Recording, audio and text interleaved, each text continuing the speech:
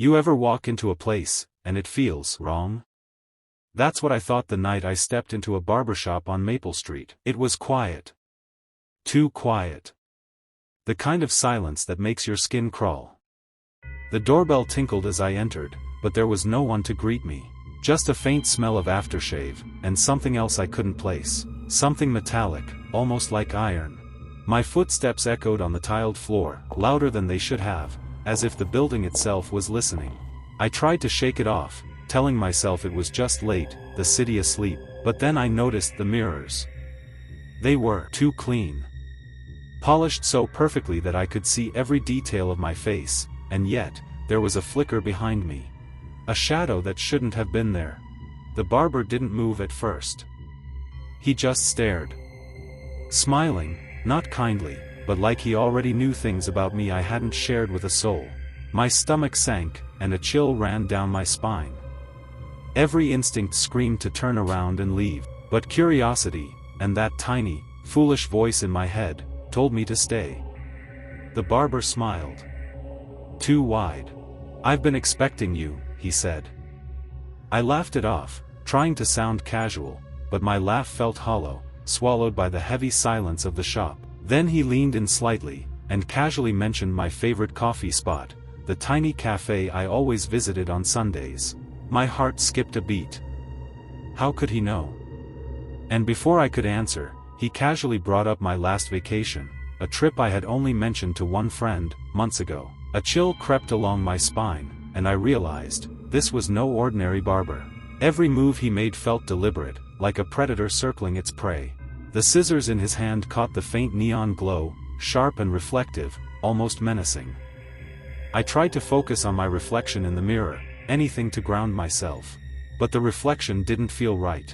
There was something off, something watching me from just beyond the glass. I wanted to leave. Every instinct screamed it. But my body felt frozen, glued to the chair. And as he began snipping closer to my ear, his words sank deeper. I know where you'll be next. As he worked, the clippers hummed louder, almost like a heartbeat. Slow at first, steady, then gradually rising, sinking with the pounding in my chest. I tried to steady my breathing, telling myself it was just in my head. Just nerves. Just the late hour. But the sound, it wasn't normal. It felt alive. Like it was responding to me. The air in the room grew heavier, thicker. Each breath felt warm, almost suffocating. The faint smell of aftershave was gone now, replaced by that same metallic scent. Stronger this time. Unmistakable. That's when my eyes drifted to the wall. I noticed photos on the wall. People, who looked exactly like me. Same haircut. Same posture. Same uneasy expression frozen on their faces. At first, I thought it was coincidence. Just similar features, but the longer I stared, the more it felt wrong. Their eyes, they weren't just similar, they were identical. Same fear. Same realization. The exact moment they understood something wasn't right. But the dates. Some were years old. My stomach dropped. There was no way someone who looked exactly like me had been sitting in this exact chair, years before tonight. And in each one, they were alone, just like me, sitting in this chair. I tried to turn my head, to get a better look, but the barber's hand pressed gently against my temple, holding me still. Not forceful, but firm enough to remind me, I wasn't in control. The silence in that brief moment was worse than the sound, because in that silence, I heard something else. A whisper, close to the ear. Don't move. My eyes snapped to the mirror. For a second, just a second, my reflection didn't match me. It was still. Frozen. While I was breathing. While my chest was rising and falling. And then, it blinked. Not when I blinked. After. I felt my hands gripping the chair now, knuckles tightening, but I didn't remember deciding to move them. It was like my body was reacting on its own, like it knew something I didn't. The barber kept working. Calm. Unbothered. Like none of this was strange. Like this was routine. I looked back at the photos, trying to convince myself I was imagining it. But then I noticed something I hadn't seen before. One of the photos, it wasn't fully still. The figure in it moved. Very slight whisper. "Help me." I blinked hard, forcing myself to focus. And it stopped. Just a normal photo again. But I knew what I saw. The humming grew louder, louder, until it drowned out everything else. My thoughts. The room. Even my own breathing. And that's when I realized. Whisper, slow and chilling. The sound wasn't just coming from the clippers. It was coming from the walls. I tried to leave. At first, it was just a thought. A quiet decision forming in the back of my mind. But my body didn't move. My hands stayed locked on the armrests, like they didn't belong to me anymore. The barber leaned in, voice low, right against my ear. Whisper, chilling. "I always know who's coming, and what they'll regret." My breath caught. The words didn't just sound wrong, they felt wrong. Like they weren't meant to be heard.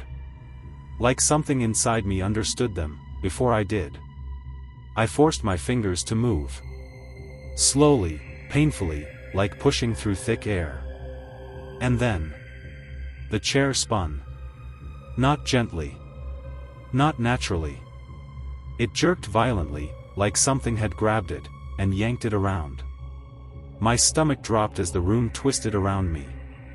The mirrors, the lights, the walls, everything stretched, distorted, like I was being pulled somewhere I wasn't supposed to go. And then it stopped.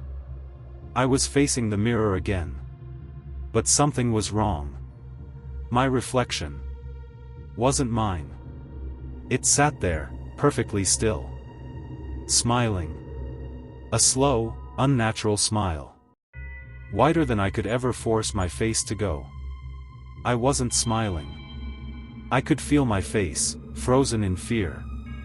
But in the mirror, it kept stretching. Wider. Higher. Until it didn't even look human anymore. I tried to look away. I couldn't. My eyes were locked onto it, like it was holding me there. And then, it moved. Not like a reflection. Like something pretending to be one. It leaned closer, inside the mirror, while I stayed still in the chair. Whispers. "You stayed too long." That's when I felt it. A cold hand, on my shoulder. I didn't see him move. The barber was still behind me, but I could feel something else. Something colder. Something heavier. The air dropped instantly. My breath turned shallow, shaky. And for a moment, I couldn't hear anything at all. Then everything came back at once. The whispers weren't faint anymore. They were everywhere. Surrounding me. Run! Don't sit! Run! My hands finally broke free from the chair. I didn't think. I didn't look back. I ran. Fast. The door felt farther than it should have. Every step dragged, like the floor was pulling me back. Like the shop itself didn't want me to leave. I could feel it behind me. Not chasing, not rushing. Just watching. I reached for the door handle. It wouldn't open. My hand slipped. Sweat. Panic. I pulled harder. And it gave. Cold air hit my face as I stumbled outside, gasping like I'd been underwater. I didn't stop. I couldn't. I ran until my legs burned, until the streetlights blurred together, until the silence behind me felt distant. And only then did I realize something. I never heard the door close behind me. I thought I was safe outside. The cold air hit different out there. Real. Grounding. Like I'd finally escaped whatever that place was. But something didn't feel right. The street was empty. Not just quiet, empty. No cars. No people. No sound except the wind brushing past the buildings. And that's when I saw him. On the corner. There he was. Watching. Smiling. My chest tightened. There was no way he could have gotten there before me. No way. I never saw him leave. I never heard the door. And yet, he was already waiting. I told myself to keep walking. Don't look. Don't react. Just move. But as I passed the corner, I could feel his eyes on me. Heavy. Unblinking. Like they were following every step. Don't stop. I kept my head forward. My pace steady. Pretending I didn't notice. Until I did. I glanced back. He was closer. Not by much. Just a few steps. But enough to know, he had moved. And I never heard him walk. My pulse started racing again. That same feeling from the shop, crawling back under my skin. Whisper grows slightly clearer. You can't leave. I turned forward again. Faster now. My steps sharper. My breathing uneven. But the street, it felt longer. Like it was stretching. Like no matter how far I walked, I wasn't getting anywhere. I passed the same streetlight twice. And that's when it hit me. I wasn't leaving. I was still inside it. The shop. The air changed again. That same metallic smell, creeping back. My hands started shaking. No, no, no, no. I turned around fully this time. He was right there. Closer than he should have been. Whisper, clear now, right behind ear. I know where you live. But this time, it wasn't carried by the wind. It was right behind me. I spun around. Nothing. The street was empty again. No Barber. No footsteps. Nothing. I stood there, frozen, trying to convince myself it was over. That I had imagined it. Then my phone buzzed. I looked down. A notification. No number. No name. Just a message. I opened it. And my stomach dropped.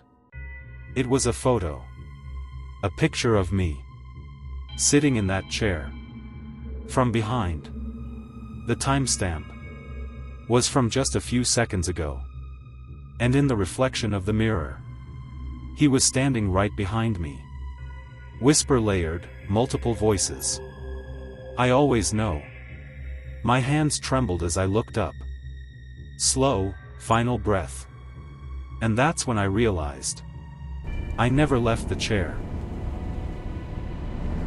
Would you have stayed in that chair, or would you have run? Be honest, if that was you, what would you have done? Comment below, because some of you already have. If you felt even a little uncomfortable watching this, imagine living it. And don't forget to subscribe. Before he finds you next.